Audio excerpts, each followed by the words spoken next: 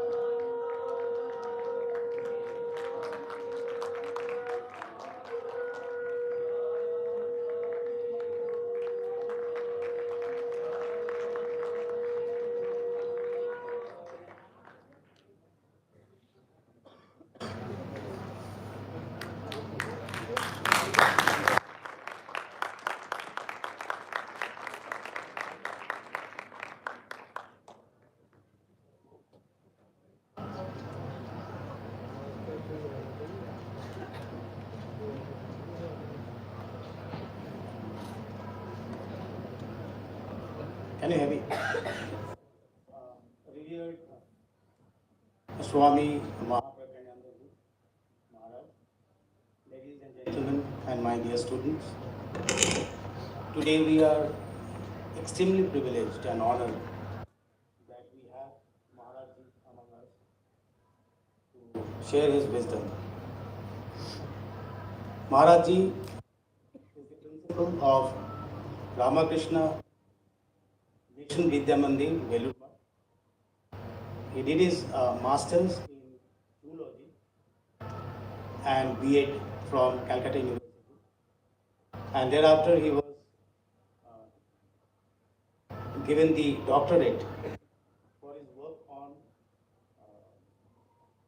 on the subject on zoology, home flies in the South 24 Paraganas in 2019.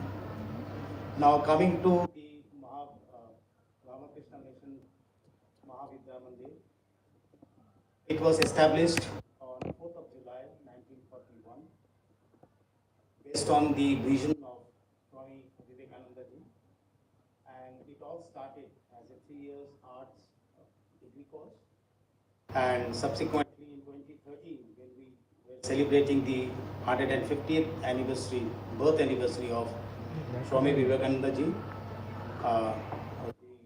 we had a center which now started giving MPhil and PhD. We are extremely honored that we are here today. Maharaj ji will talk to us, and then maybe some practical exercises that we will ask you to do. Thank you, Maharaj.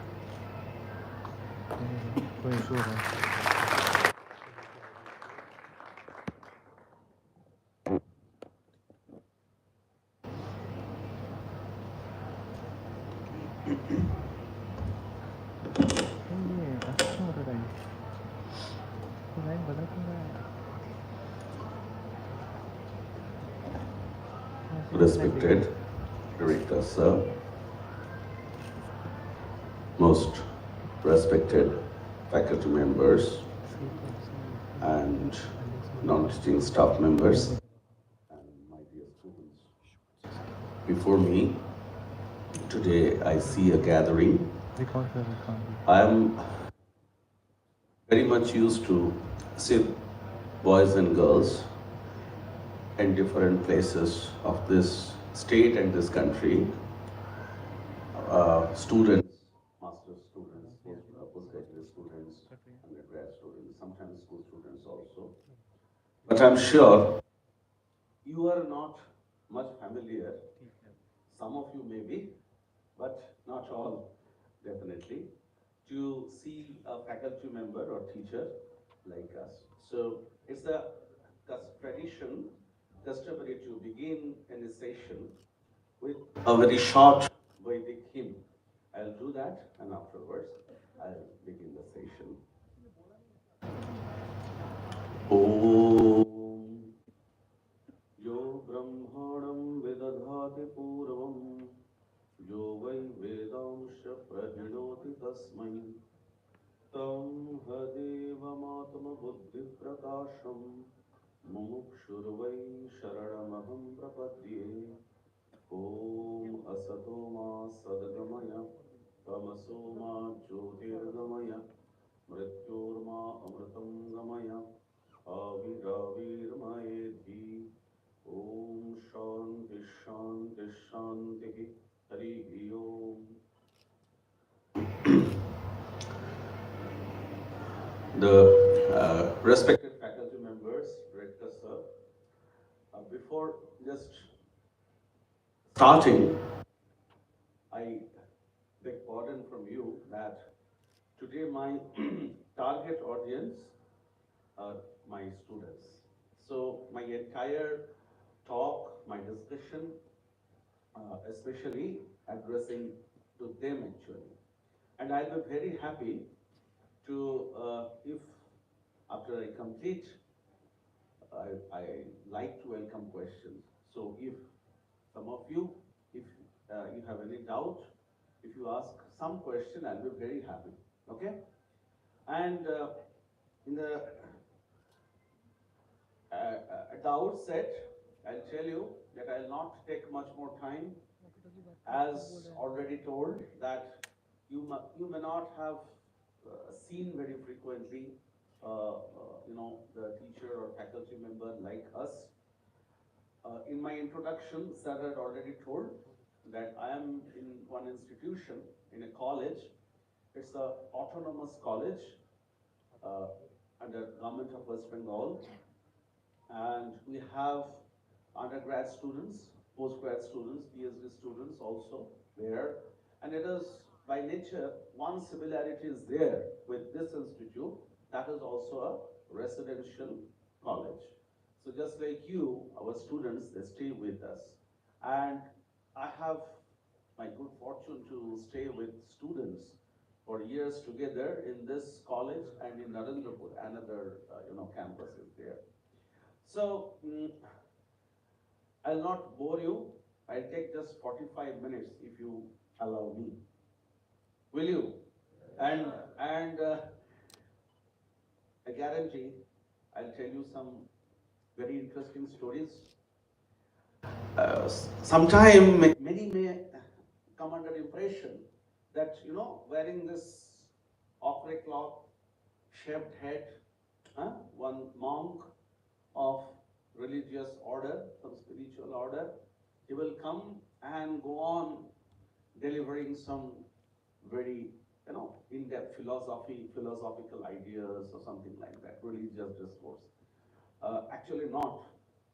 Whenever I see the students before me, I feel very free, I feel very comfortable to talk to you.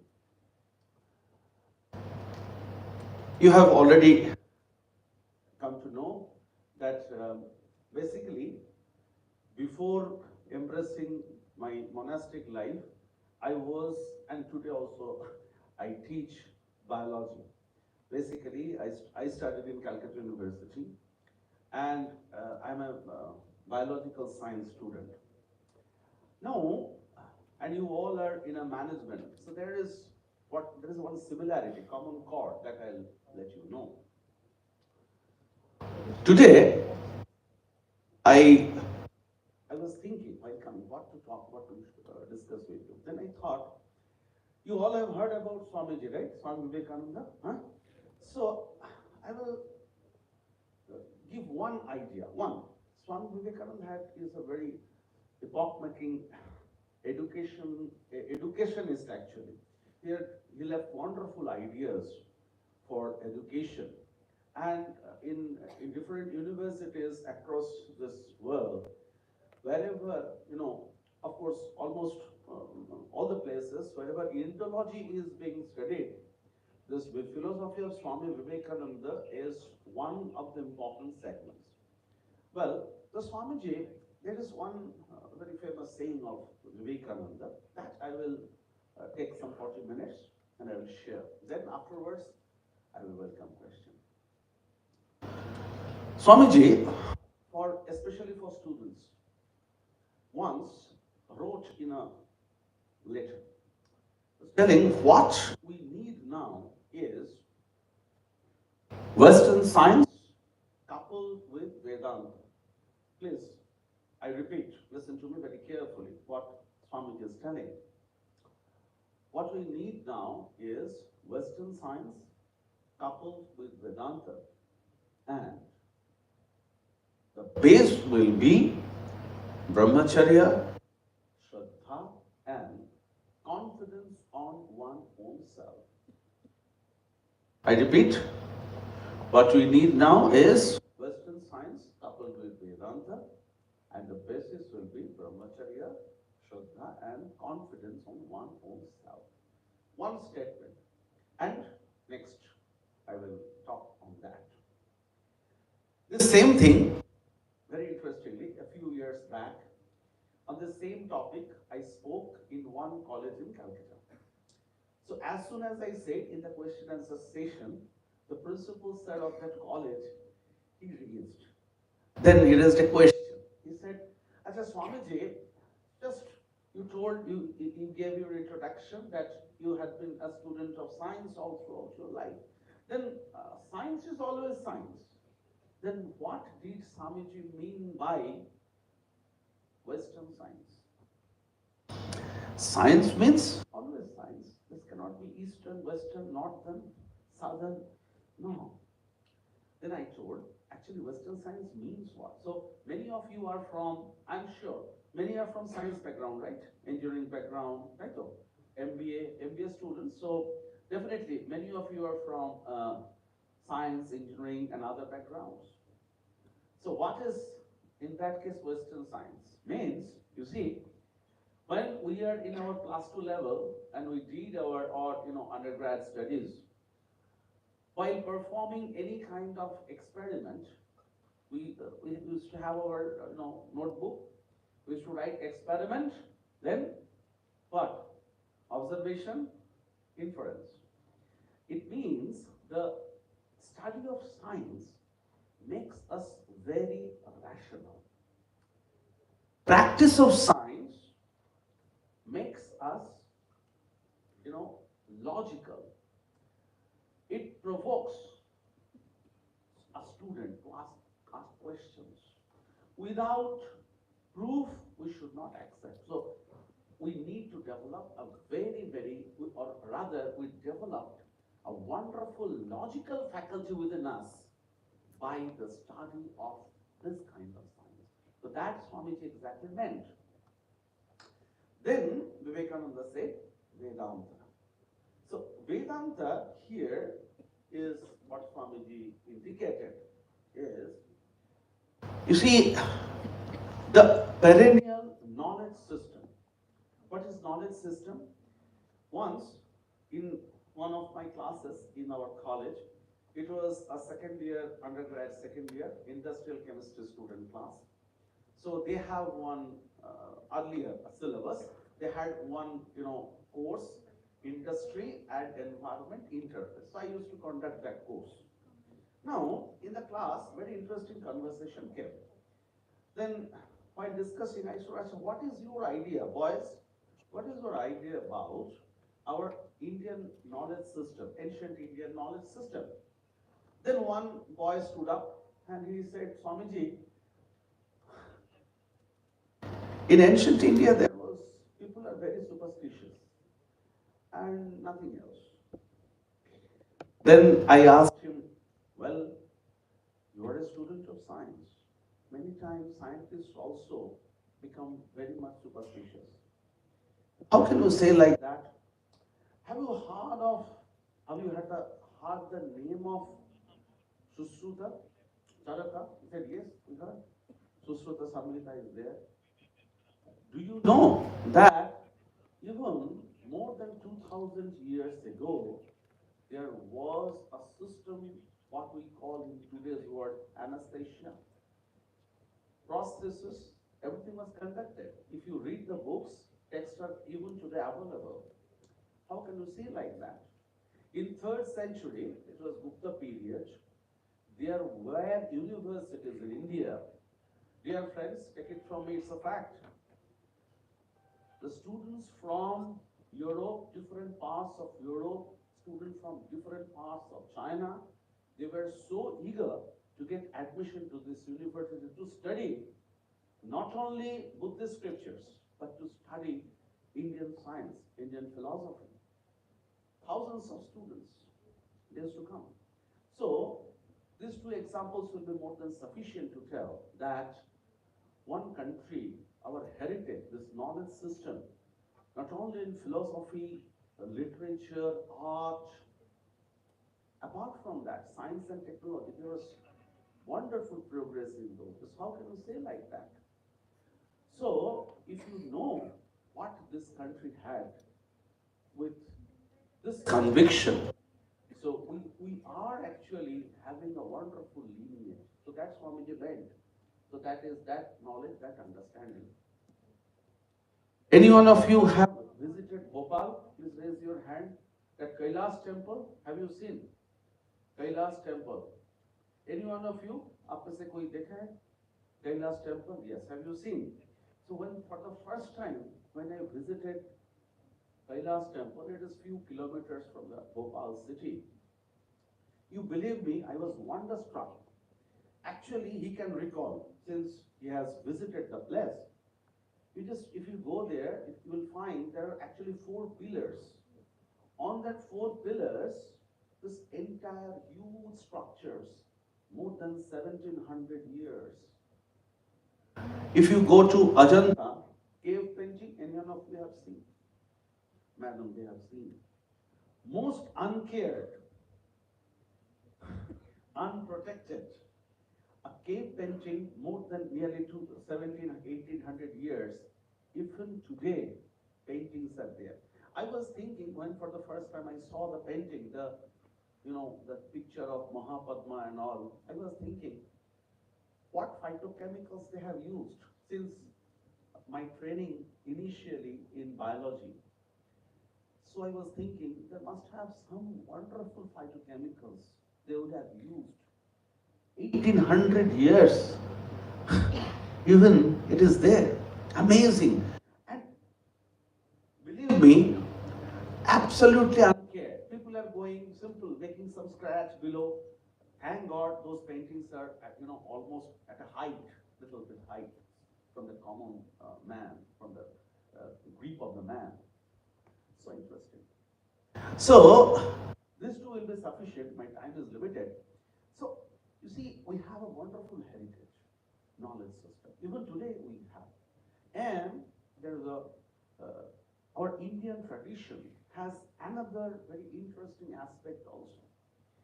In one, I think a good number of you understand Bengali.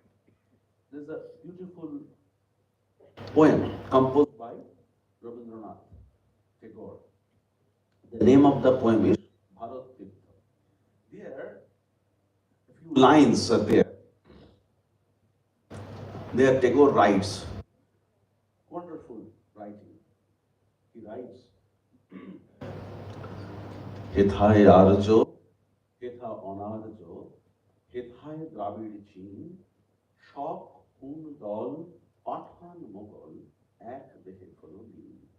So it means actually from different culture, different courses for centuries together. It is there in this very Tirtha, what is called India. And this Indian tradition accepted all this culture, this trains, this life forms, and ultimately has taken shape. So that is Vedanta, and Vedanta is a supreme knowledge system. Before entering this session in the office, I was talking to Sir. So I was telling that something, I think many of you, the first year students, let me see, who are the first year students? Yeah, thank you. So you are just for, I think, 1 or 10 days, right? 1 week or very recently you have joined. So Sir was talking that in the few days back, there was an introduction session. So Sir told us about something to discuss about the spirituality. So I was telling Sir, spirituality is the basis of this spiritual tradition, spiritual culture of India. Basis is ethics and morality. So in all Indian system, they first teach any kind of spiritual practice, spiritual tradition. The basis is this morality and this ethics. So that's quite interesting. Then comes the second segment, second part of the quotation of Swami Vivekananda. There he said, first, Brahmacharya. Brahmacharya part I will talk later. Then he said Shraddha. Achha, what is your idea about this word Shraddha? Hindi, Sanskrit. Shraddha is a Sanskrit word, right? It is used in Hindi also, in Bengali also, and many other Indian languages, I hope. This word is there, Shraddha. Let me see. Any idea about this word? Anyone of you? Yeah, please tell me. Oh, great, wonderful. What's your name? Very good, yes. Anyone else? Anyone, any other meaning of this word? Very good. What's your name? Oh, fine, nice. Devotion, faith. I add another meaning also. What is very, by the uttering the word Shraddha, what we understand today, actually, in Bengali, mostly, showing respect to some dignified person, maybe our parents, some elders or teachers. And what he said is the exact meaning of the word Shraddha. Shraddha means faith, but what kind of faith? What kind of faith? Just recount the first part of the statement. Western science with Vedanta means, Western science means logical, rational. Faith with rationality. Not is a kind of dogmatic faith. I give one example. Long ago, it's a story, beautiful story. Just listen to this. Long ago, in some part of this country, a village, for years together, there was very little rain. Some 200 years back, there's no rain actually. Now, the villagers, in those days, people believe, today, at this age of artificial intelligence, this computer, the software revolution, today we don't have that much belief on that. But in those days, many people used to believe that if we do some yajna, some yaga, we will get result. So there was no rain for years together. Then the villagers, a little rain actually.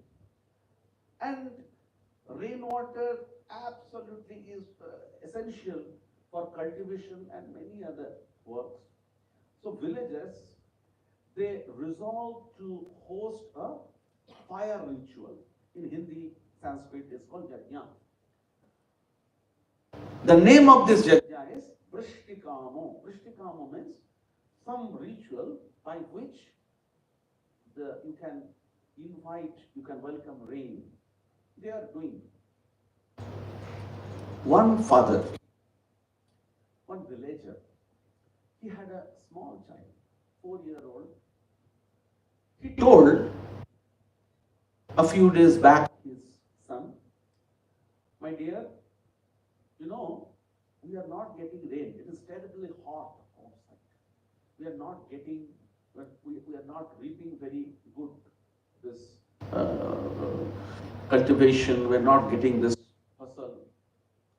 So if we do this fire ritual, we will get rain. You see, within few days we will get rain, or immediately we will get rain.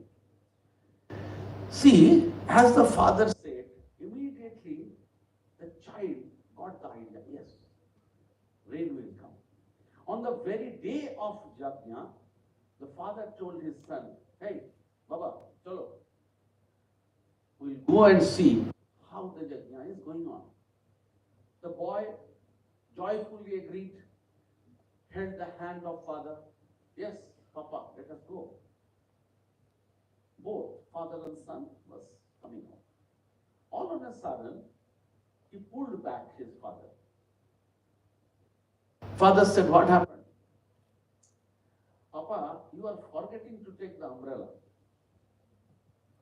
Father, why umbrella? No, you few days back you told me we will get rain. You see, as the father said, immediately he had that feeling. That is called Shraddha. Is it clear? It is not that since father had said, there is some stuff, some substantial stuff in that. This is what called Shraddha. I'll tell you one or two more stories. It will be very interesting. You see, all these stories are available. It is the story of more than 2000 years back. It is the time of the rishis, the sages in India. By the way, the sages or the rishis, whom we call generally, they are not necessarily, they were like monks, ascetics. Some rishis, they were ascetics, they're monks, but most of the rishis, they were householders in India in those days. They're actually teachers. They used to have their houses and their wife, their children, they used to stay. And in those days, the system of Chaturashrama was there, Brahmacharya, Garasa. So the students, obviously boys and girls, both, they used to send, their parents used to send them to different Guru Grihas. And after sufficiently educated, they used to be back to their home. So that was a wonderful system in India. Now, it was the hermitage of one such rishi, one such teacher. Say for consideration, his name was Vajasrava. Little different name, Sanskrit name, Vajasrava. And he was doing some yajna. Yajna means it's a kind of ritual. Regularly they used to do. As we, in our homes, as we do some puja, as we offer some prayer to God, some, in Christianity there is a system of going to church. In Islam there is a practice of going to mosque or even saying prayers to God, even at houses. So it was the system in those days.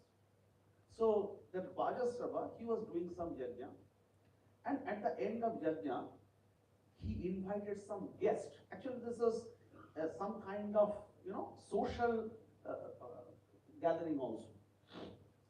In those days, the system was after this yajna was over, some gift is to be given. Jajamana. So those used to come, some gift. What gift? At the end of the yajna, Vajasrava was giving some cow at the hand of those guests as gift. But unfortunately, the cows were very lean and thin. Cows, Gavi, very lean and thin, almost very old, almost of no use. Ito daka, dugdha doha, jagdatruna, nirindriya. And the rishi had one small son. Kumara. Kumara means some 11, 12 years old. The name of the son was Nachiketa. Nachiketa name is very common. The name of that boy was Nachiketa. He loved his father very much loved his father.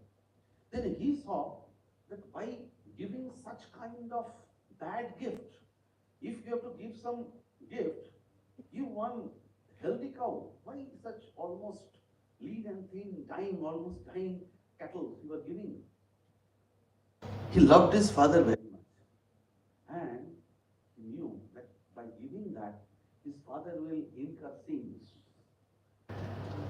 Then he thought, I love my father and I am also the most beloved one to my father. I know that. He went to his father and told, Father, you are giving such gift. To whom are you giving me? Kasmai teta dadami. So to whom will you give me? Father was very irritated. Kya bachcha tang kar raha hai? Once, twice, thrice, he told. Then father was very angry and told, I offer you to the god of death. Mrittveta dadami. You go to Yama.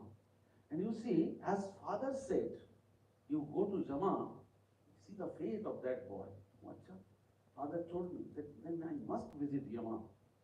Then the story goes that that small boy, he reached the house of the god of death. And he asked him some question. This is a story of Kathopanishad. I don't know whether you have read that story, very beautiful story. And he asked for that Shraddha, for that faith, he asked such questions to the god of death. What question? A very basic question of life. Who can tell me? You know, the question was asked by Nachiketa to god of death. Anyone? Very basic question of life. Yeah, that is to some extent, but ultimately 3 questions he asked. 3 questions. The most important question was, what happens after death? We see people are born, they are growing up and dying. Is there anything what we call afterlife? Anything is there? What happens after death? All these questions he asked. The god of death was scared. He tried to allure him. He said, don't ask me such questions. Because he's a god of death. He said, yeah, I have to answer and I have to reveal the mystery of this entire existence. So he first tried to dissuade him by giving him some, some very good things. He said, I bless you that you will live life for 1,000 years. You be happy. I'll give you wealth. I'll give you this, that. But he refused and he said, you have to answer my question. And that is the entire story of Kathopanishad. Which the madam told, who am I? Ultimate answer is given by Yama is yes. Who am I? That's the big deal. The mystery of life, this mystery of creation, life and death. So that is Shraddha. Finally, at the end, Brahmacharya. Hearing the word itself, people will be a little bit afraid. What will be like Brahmacharya? You see, once in one auditorium, I went and I saw a few were sleeping. Then I asked one, why are you nodding your head? He said, Maharaj, your voice is so sweet. I get little, I see some of the people, perhaps they like my voice almost. Very good, no problem. Well, Brahmacharya. Brahmacharya means you must not be afraid, you must not be scared, you must not be annoyed. Brahmacharya. Brahmacharya means, you see, it is not we all are sannyasin, brahmacharyas. We left our hearth and home and embraced the monastic life, vow of monastic life. So this is one form of brahmacharya, a little higher form of brahmacharya. But brahmacharya is a system, it's a part of life, as I told about the story, I told the story of Nachiketa. So it's the first part of life. It was first part of life. Why? In those days, the boys and girls, they used to kept little out of their family at the house of some teachers, so that at this formative phase of life, they should not be much disturbed by this worldly influences. That's all. You see, that's the part. We are, just after this session, when you go to your hostel, they will give you nice food, right? Tiffin or something will be there, refreshment. Sometimes suppose you go out, you have gone to a restaurant and asking for some food. Now if the restaurant wala has given you some food which is smelling very bad, will you take it? Rotten. Why? Because we know if we consume that bad food, we get stomach upset. You see, ahara. But we are very much discriminating when we take food by mouth. But there are other food also that we never consider. What? Whatever food means, whatever you consume by your senses. What are you listening? This wonderful device is there. Day in and day out, bombarding information. We are not very much discriminating while we get information by other senses, what we are listening, what we are hearing. You know, that everything, all this kind of food affect our life. If you hold all these things which are not necessary for you, mind it, I am talking about brahmacharya, which things are not required for you at this phase of life, if you hold it, it will also hold you. One story. 3 friends, this story you know. 3 friends, they were walking on the bank of a river. Listen to this very carefully. Interesting story. So one friend, they were talking, chit-chatting, eating some cashew nuts or something, biscuits. Then one friend saw, hey, look, what is that? He said, hey, something is, लगता है ये कोई कंबल जैसा जा रहा है. Kambal, blanket. Yes, it is, reflection is there. Sunlight is on it and reflecting. All started looking. Very nice blanket. Should we get it? Foolish fellows never thought that blanket cannot float. It will drown only. Then one of the friends, he jumped into the river. Let us get that blanket. Very nice. We'll dry it and we'll use it. Then 2 others, they were seen little distance, and he caught that blanket and not coming back. Then 2 others, they're shouting from the bank, hey, what happened? Come back. The friend is not replying. Then they started shouting aloud. What happened? Come back quickly. You got that blanket. Yes, we see. You could hold the blanket. Now come back. Then that friend, that poor fellow who was in that river, he said, "Arey, ye kamli mere ko chhodta nahi. That blanket is not leaving me." Why, what happened? Actually, it was the bear, the bhalu. He was swimming. He was crossing the river. By mistake, they thought some blanket. Now he had caught that bear, and that bhalu also now caught hold of him. So information are like that. You see, ahara, we should be very careful. What we are listening, what we are reading, what we are thinking, because in the other way, it will affect our focus. What is our focus now at present? At present, our focus is to make a good life, good career, job, right? Good life. You see, a very prosperous life ahead. So for you, at present, what is the practice of brahmacharya? what is to be done to reach the goal. Your goal is already fixed. What is to be done to reach the goal is to be done properly. Something which takes us away, which deflects us from reaching our goal should not be done. That is the part of brahmacharya. One more incident I'll tell you. In our hostel, I worked as a hostel warden in different hostels of Ramakrishna Mission. So students are there. So one day I saw one boy, he was very morose, looking like this, sitting. Hey, what happened? So much tension. What happened? Day after tomorrow, final semester, CC 13, core course 13. Oh, then what happened? Then he said, tomorrow is exam. It was afternoon. And immediately the day before exam, generally we keep study, for study 2-3 days. Study leave we call it. 2-3 study, 3-4 days study leave we give.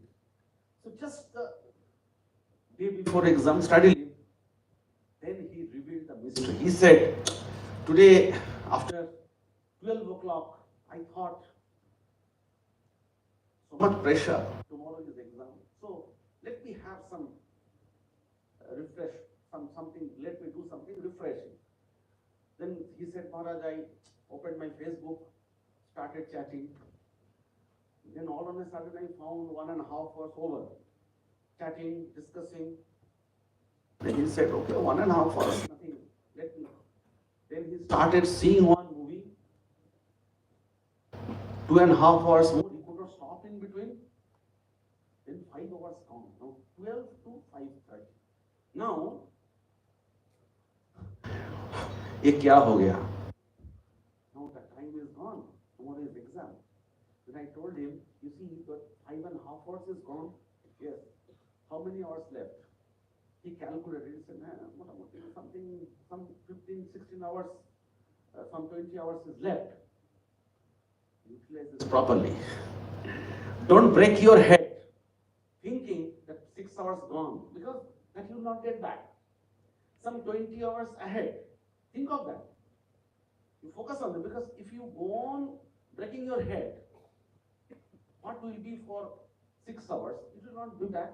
And from that coming 20 hours, time will be even more or less. So don't think on that, start reading. Definitely have it. You go on, then he started. That practice is called brahmacharya. What is to be done at your right time, right thing? That is to be done. You should not do anything which takes you away from your focus. Last, with this I'll wrap up. Self-confidence. Atma-viswasa. Vivekananda was a very confident man. How to gain self-confidence?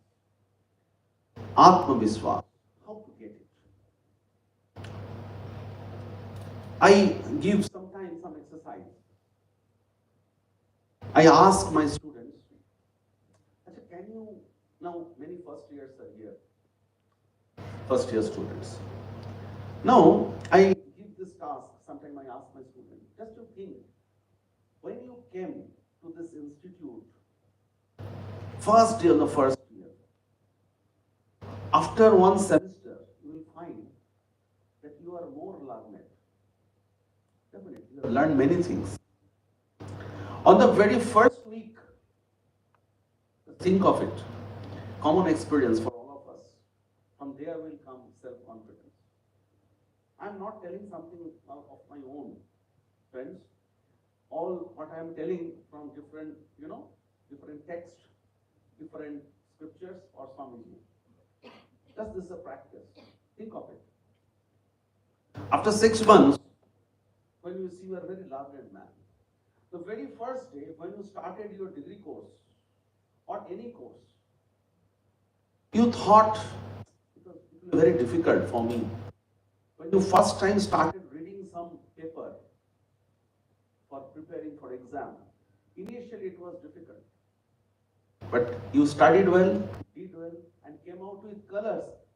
Then when you look back, you will see, oh, I was that person who thought, I repeat, when after you come out with colors, then you will think, oh, what a look back. I was the person, the same person, who were very much afraid, who thought once, I'll not be able to do that. And after 1 year or 2 years, I hope you all will prove this. You already proved. Again, after completion of this course, you all will prove the same. After the completion of some program, after getting success, you are the same person, same mind, same intellect, same person who did it. Therefore, self-confidence is that. Self-confidence is nothing but to make aware of your potential. I repeat, to make aware of your potential. Vivekananda gave a very beautiful definition of education. Swamiji said, education is the manifestation of the perfection already in man. What is education? Actually, we are perfect. We know everything, but we don't know what potential we have. Again, we don't know what potential we have. We gradually discover ourselves. We discover our potential. You see? And when you were studying class 8 standard, had you ever thought that time that today we will solve some most critical problem, some mathematics, some physics given by our teacher even today? Never. So you had that potential. Gradually, you become aware. So to gain self-confidence, I always say that the only way to get self-confidence is over and again contemplate on your capability. Always tell yourself, yes, it is very much possible. Why I can't do that? Definitely I can. I did it earlier, I am doing, and I'll do. And a meticulous routine, if you make your life, if you make your study a module, automatically your confidence will be more. Simple experience in our life. Sometime in my life also it happened. It is a common experience for all. One paper, we were very much afraid, started reading very carefully. Oh, nothing. Then all the mysteries, all the intricacies were gone. That is the way of getting self-confidence. So with this, I conclude, and I pray to Thakur Swamiji so that the bestow their choicest blessing on you. So what I told about science with Vedanta, Western science means developing how to develop the faculty of rationality with the idea, with knowledge, with the background, information of our great heritage, the cultural, scientific science, our tradition, our cultural, intellectual heritage, we are having, making a combination of both.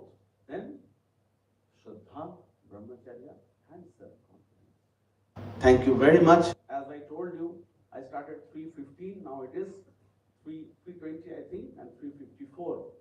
Now, 10-15 minutes ahead. I'll be very happy. You can ask me any question. Please don't hesitate. Yes, any one of you, I'll be very happy. If you have any question, of course, Sir, Madam also, if you have any question, you can ask me. If I know, I will answer. If I don't know, I will tell I don't know. Yeah. Now the session is open for you. Anyone, please.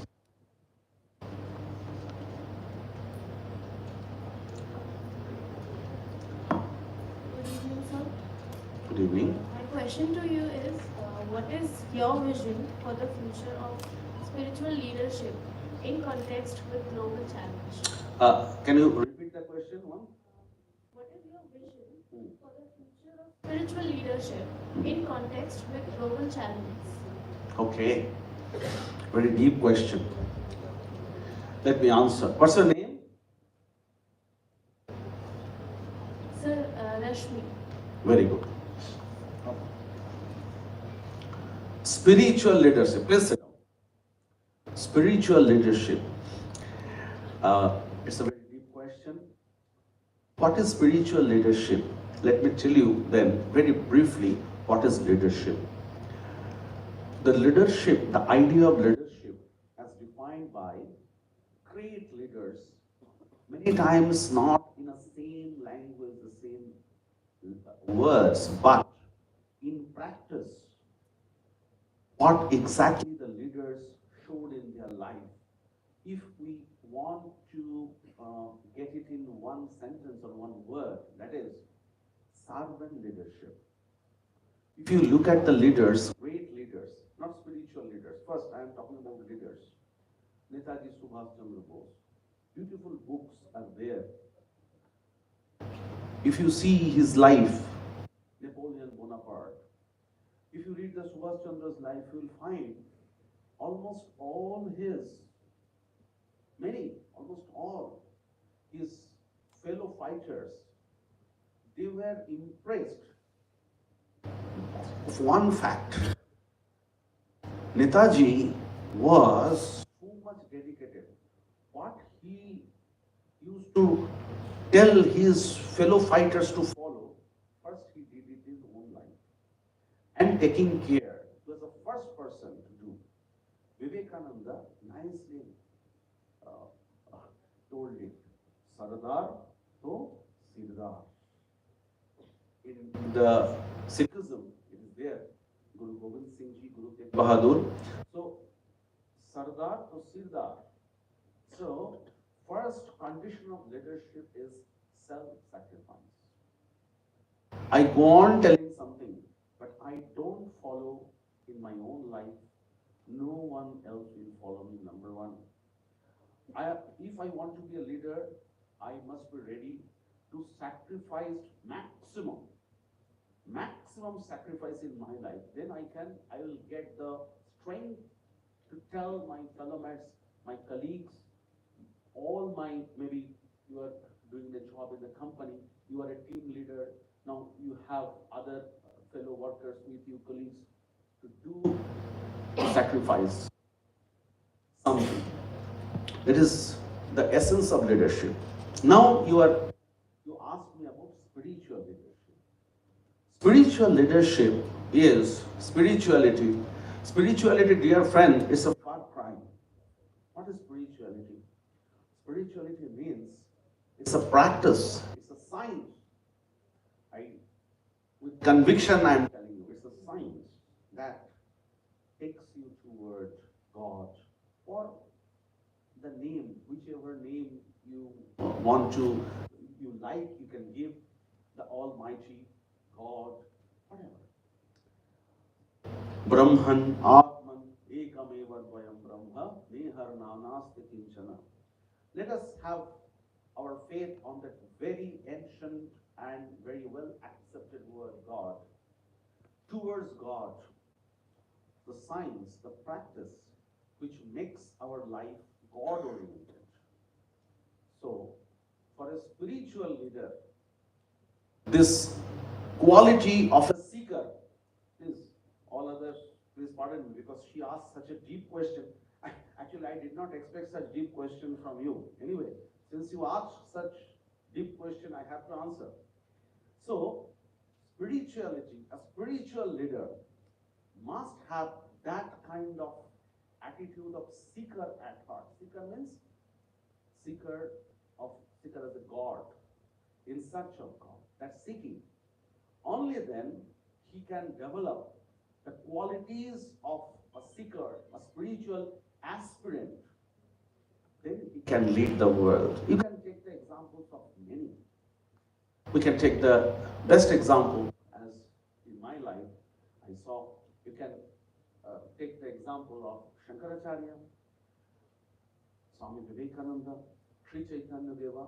So there are a number of examples. So they were spiritual leaders. They had power. If you read the life of Shankara, I had my good fortune to stay a few years in Tamil Nadu. It's completely, the culture, tradition is very, very different from this part of our country. So there is a very popular book called Shankara Digvijayam. If you read the life of Shankara, you'll be wonderstruck to see a leadership quality. Only 33 years Shankaracharya lived. With that small span of 33 years, in those days, no communication, nothing. You see, on foot he traveled twice this country length and breadth, and India in 8th century, it was completely different thing. And he organized not only this entire Sanatana monastic group into 10 discrete segments. Today we know them as Dashnami. Not only that, he united many kings. He brought the kings under his favor and constructed 4 headquarters in 4 parts of India, north, east, west, south. And he became the pontiff of the south, Sringeri. In a span of 33 years of life, he composed huge voluminous work, spiritual leadership. You ask me, Samta publication, they brought out entire works of Shankaracharya. They found best scholars from this country and brought all this, after much research, they brought out the original works of Shankaracharya, 10 volumes, big. That is spiritual leadership. It's not easy in 8th century. Think about Swami Vivekananda, what he did. He lived only for 39 years. And he formed a monastery, even today. For your information, I am telling you, even today, per year, 50, 60, 70 undergraduate, postgraduates, some doctors, some engineers, they join the order and embrace the life of a monk. We have many students, they had, we have many monks. So they used to do their job in a very big company, very high position, doctors, engineers with us. So there was something which inspired them, or people, men like me. So it is the spiritual leadership. So if it is not always necessary to be a spiritual leader and embracing monasticism, in practice also you can do that. So you must have 2 things. One, the attitude of sacrifice. Then for becoming spiritual, you must develop the attitude of a seeker. And in this global perspective, as you asked, yes, it is very, very essential, very helpful, because the spirituality is such a science which makes us even more, open-minded. Ethai naraye, dubahu barai, nomi noro devotare, udar chande paramanande bandhana puritare. Rabindranath was writing. So that is the attitude, noro devata. So human being is a real God.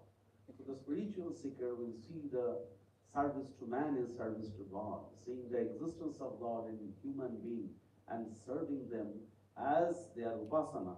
And with a God-oriented life, it is very difficult. So for that, we should read the lives of such spiritual giants, spiritual leaders, and you will get the lights actually, what they did, how they influenced, how they revolutionized the system of their times. Thank you. Yes, somebody is asking me here. Somebody? Yes, tell me.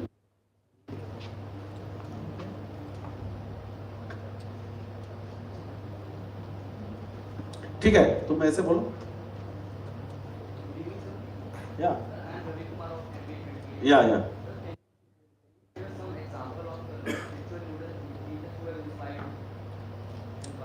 Okay, just now I told these examples. Please sit down. When I read the life of Shankara, I gave you the example. I was very much inspired. When I read the life of Swami Vivekananda, I was very much inspired. I read the life of Sri Chaitanya. I read the life of Ramanuja. Let me tell you one small story. You see, similar question. It is the life from Ramanuja. Ramanujacharya, he was under his guru. Ramanujacharya was an excellent student. You heard the name of Ramanujacharya, I think. He was, yes. Anybody is from Tamil Nadu here? Okay, no one is from Tamil Nadu. So, Ramanujacharya was born in Sri Perumpudur, the place near, actually this Kanchipuram. So just near Kanchipuram. And Sri Perumpudur he was born, and he lived his life in Kanchipuram, the city. And there are three big temples. Sri Varadaracharya. Sri Varadaracharya is a Vishnu temple. Varadaracharya was worshipped by Ramanujacharya. So, very interesting. For your information, you may not be knowing, that's why I'm telling you. There is a place called Sri Rangam. You know, you heard about the name of Sri Rangam, this is a city. The Sri Rangam is a city in Tamil Nadu. If you visit, even today, you can see the body of Ramanujacharya. The Sri Vaishnavas, the particular sect, that group is called Sri Vaishnavism. In Bengal and eastern part, we call Gaudiya Vaishnavism, and the southern part in Tamil Nadu is called Sri Vaishnavism. The Sri Vaishnavas, they are even today keeping the body of Ramanujacharya, the physical body. From distance, I don't know whether it is mummified or not, but the body is still there. Any one of you have visited Sri Rangam? It is the most sacred pilgrim places of Sri Vaishnavas. They call it Adi Rangam. So, Ramanujacharya's body you can see. So, as it is described in his life, he left his body sitting posture. He is sitting with that posture. This entire body is covered by some, some chemicals and some other items. They covered this, smeared it. The body is still there. You can, if you go and see. And Sri Rangam is a city so amazing. It is the city within a temple. We know the temples in a city, but a city within a temple. Roads, habitation, college, school, market, everything is there. But it is within a temple. Amazing. You must visit this. Anyway, so wherever you go, you will find one road, one door of the temple. Anyway, so Ramanujacharya was under a teacher. Now, he was a brilliant scholar.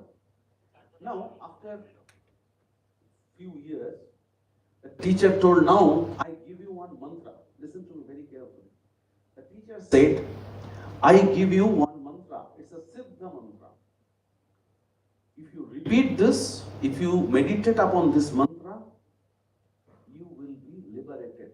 Liberated means you will get Vaikuntha, the summum bonum of human life, getting liberation from this cycle of birth and death. This is a Siddha mantra I give you because you are my so beloved student. I got it from my guru. But there is one condition. What is that condition? Ramanuja asked. He said, the problem is, if you utter this mantra to anyone else, follow my instruction properly. If you utter this mantra to anyone else, he will be liberated. But you have to suffer Ananta Naraka. You will be thrown to the fire, blazing fire of hell. Forever you will go to hell. Other will be liberated. Other will be liberated. Do you know what happened after that? Ramanujacharya went to marketplace. And there was one small, pila, elevation. And he went and climbed that elevation and started shouting, calling people aloud, oh, come, come, come. All people, many people gathered. And he said, you see, I uttered this mantra. I get it from my guru. And if you all repeat this, you all will be liberated. Then he uttered this mantra. And another student of the same teacher, he listened it. What he has done? Is he mad? Guru instructed that if you utter it once to one man, he will forever he will go to hell. What he did, he told to everyone. And he ran to his guru, the teacher. He said, "Sir," and narrated everything. "You should not allow that Ramanuj to enter even your house. He did such a scene. It is great insult. What he did, he made everything public." Then Guru, the teacher, smiled and said, it will not be needed here. Why? You see, a person, you see this spiritual leadership, you're asking me, a person, I told him, if you tell it once, you will suffer forever. And he accepted million times suffering. He is ready to accept it even million times suffering at the cost of liberation of many. The person who is having that type of karuna, that type of well-being at heart, he is a world teacher. Accepting suffering for many, sacrificing me 1,000 times. A person, that is a real leadership, spiritual leadership. If you go more than 800 years over, Ramanuja left his body, passed away. Even today, his teaching, his life, his words, even today, millions of people are there. I don't know whether you have seen those places.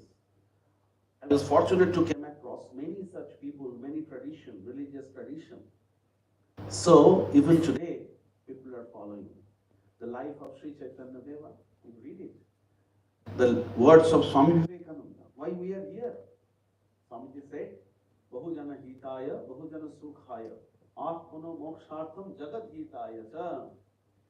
Sannyasins, monks, actually, in Indian tradition, monks were, they played little different role in the society.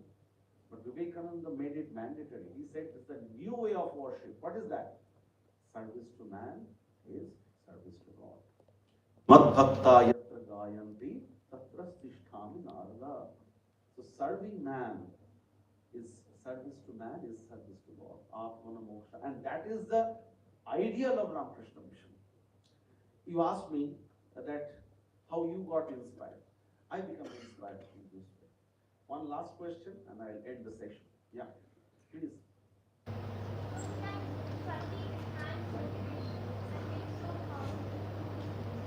Can spiritual and motivation and?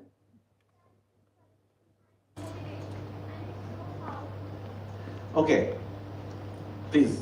What's your name? Okay, definitely motivation. If you, that's why I told already, you read the life of spiritual leaders. What they did at first, what they did in their life at first. They were so motivated. Take the example of, as you asked me, the life of Buddha. How much motivated he was. You know what happened in Buddha's life? I think you all have read, right? The life of Lord Buddha.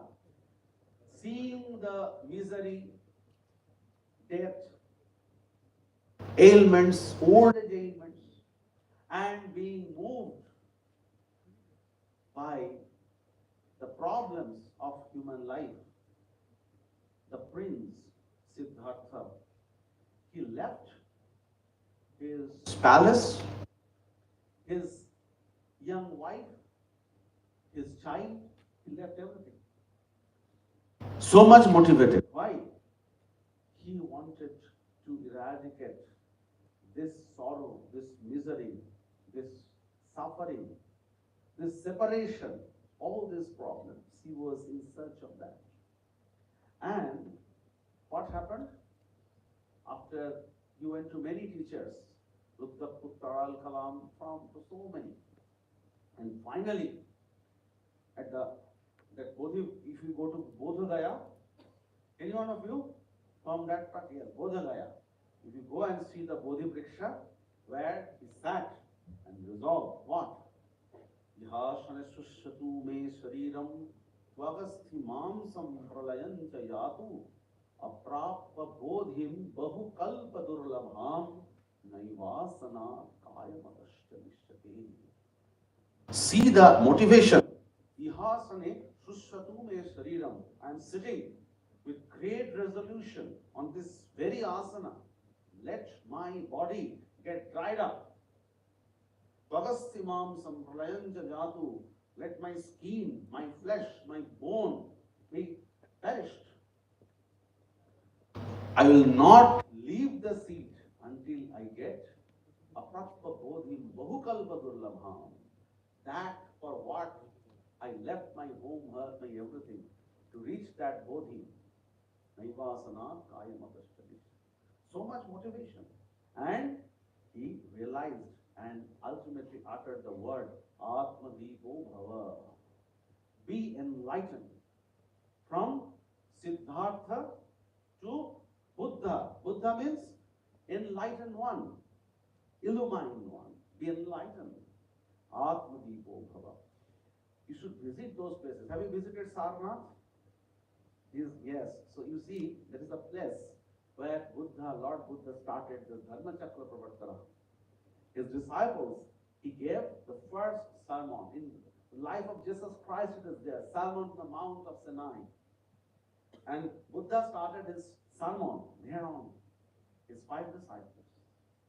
So much motivation.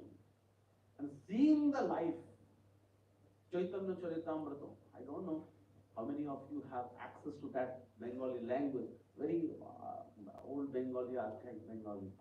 If you read Sanskrit and Bengali, you see whoever has seen Chaitanya Deva, he was so motivated.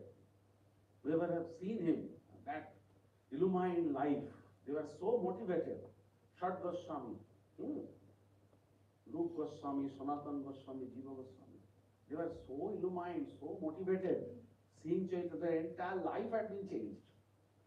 So that is the thing. So motivation comes not only from, even if you see, after centuries have gone, Buddha had left his body, Christ has left his mortal frame, he was been crucified. Christ was crucified. And even today, so many people are worshipping Christ because he was the Son of God. And he gave up his life, and he took the suffering for the entire humanity. That is why Christ is called as Savior. If you go to some church and listen to the carol, this 24th December, hark the herald angels sing, glory to the newborn King, sit on earth and mercy mild, Father, Son, and reconcile. What a wonderful carol! They sing the glory of Jesus. Why? So, motivation. Seeing the light. Jesus accepted suffering for entire humanity. Motivation. Thank you so much.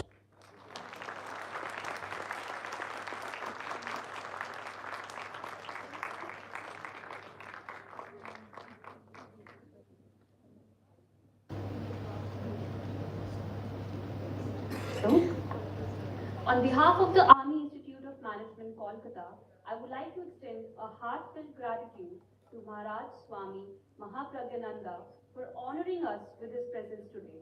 Your wisdom and guidance have deeply inspired us all. I now request respected Director Sir to kindly come to the stage and felicitate Maharaja Swami Mahaprajnananda.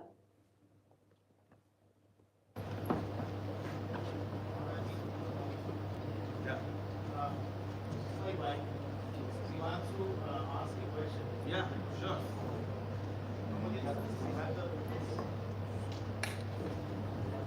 Yes, ma'am. Hello. Yes, ma'am. Yeah.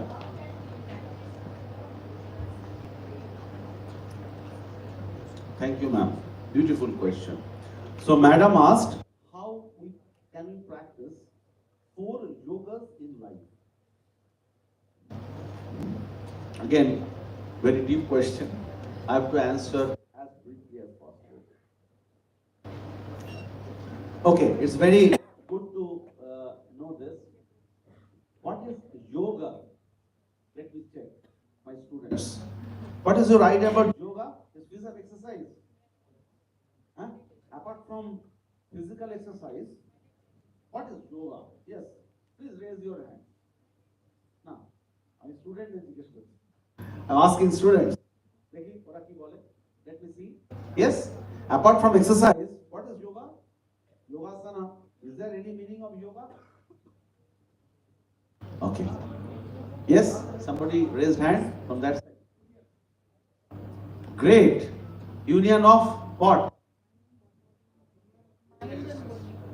Thank you. Yes.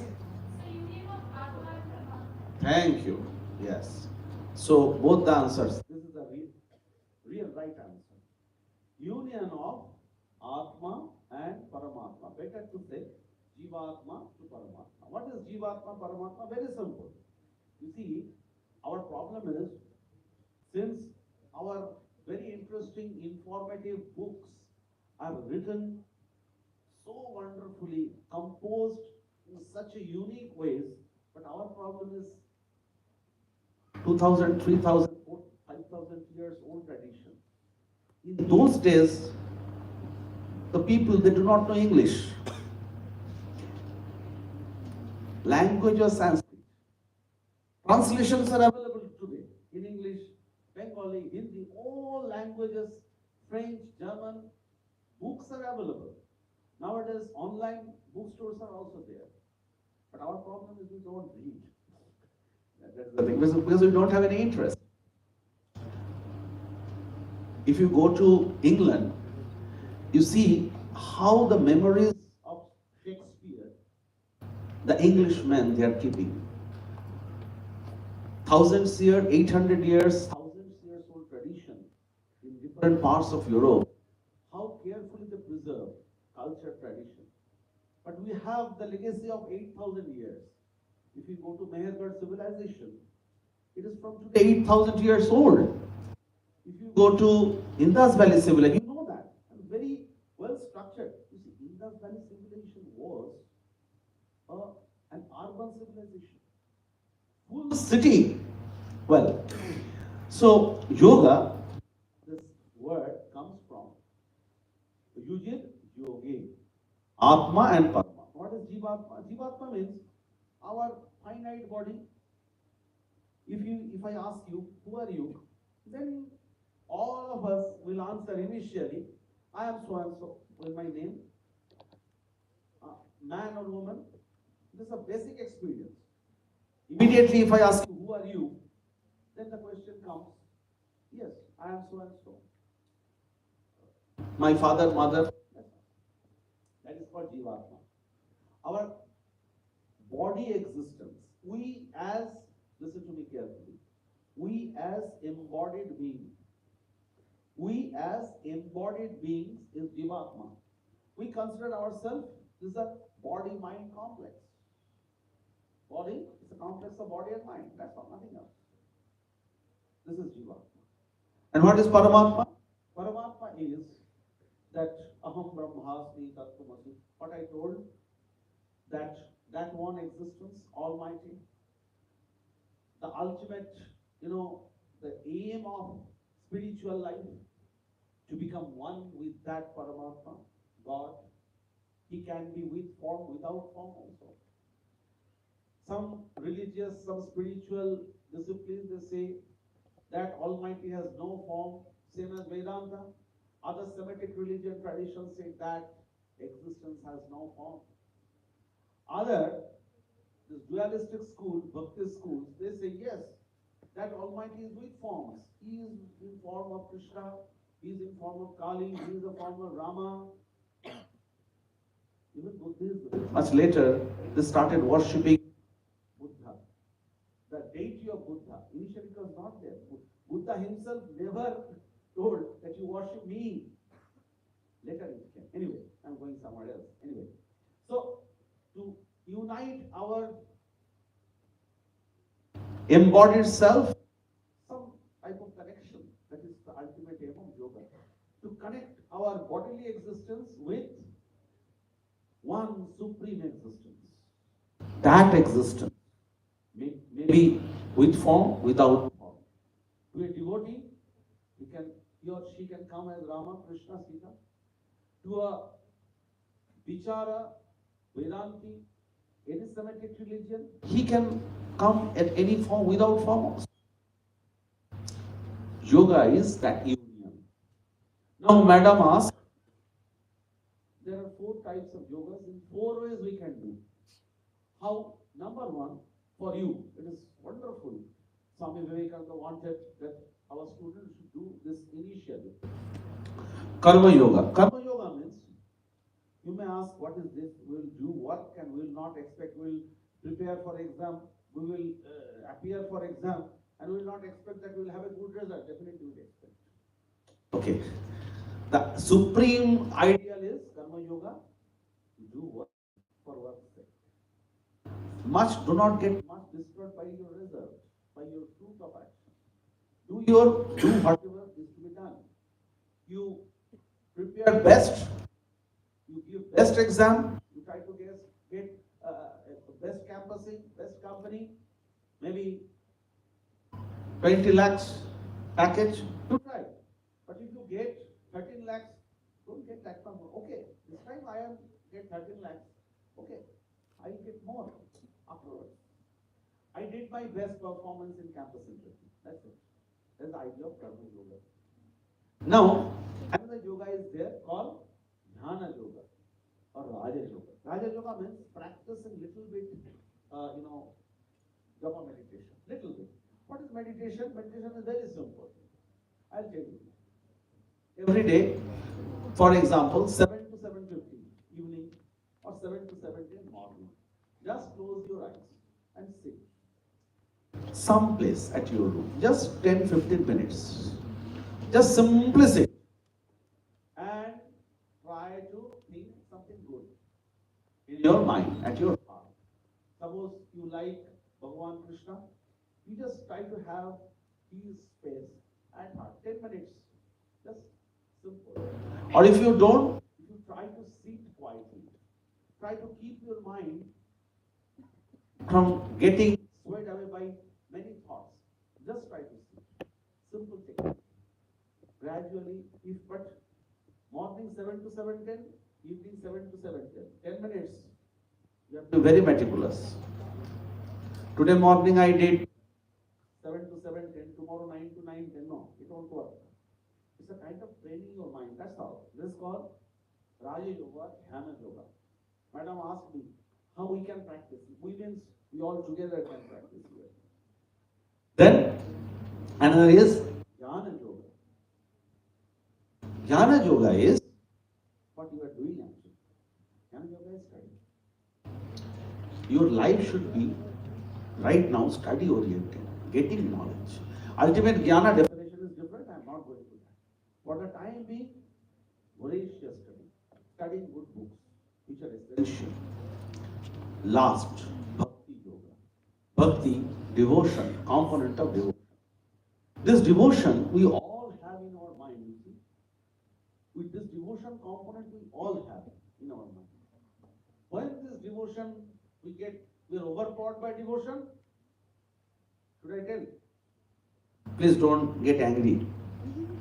The day, 1 or 2 days before, sometime, not for all, but it happens most of the cases. 1 or 2 days before exam, I'm not telling of all, but for many people it happens. Or result out, semester result will come out, sometime, not all, but many get more devotion. Because devotion is simple.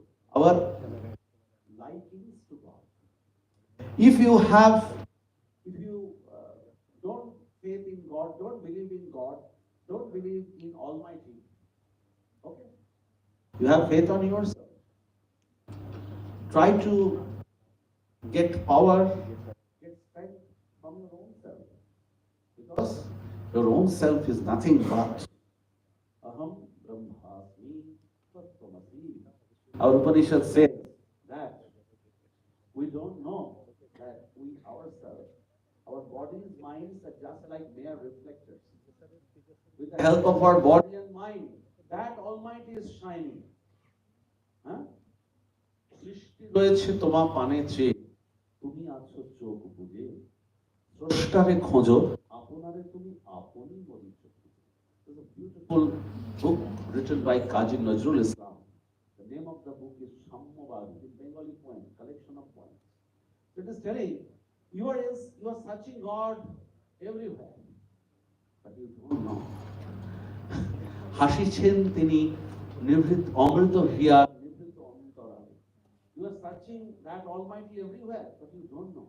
He is shining, He is smiling at your own self, sitting at your own heart. Madbhakta yatra gayanti tatra stisthami narada. So it's like that. So that is how you can combine these 4 yogas in life.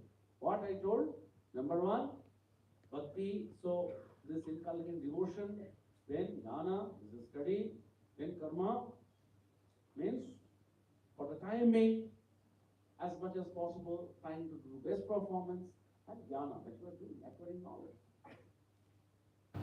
Thank you.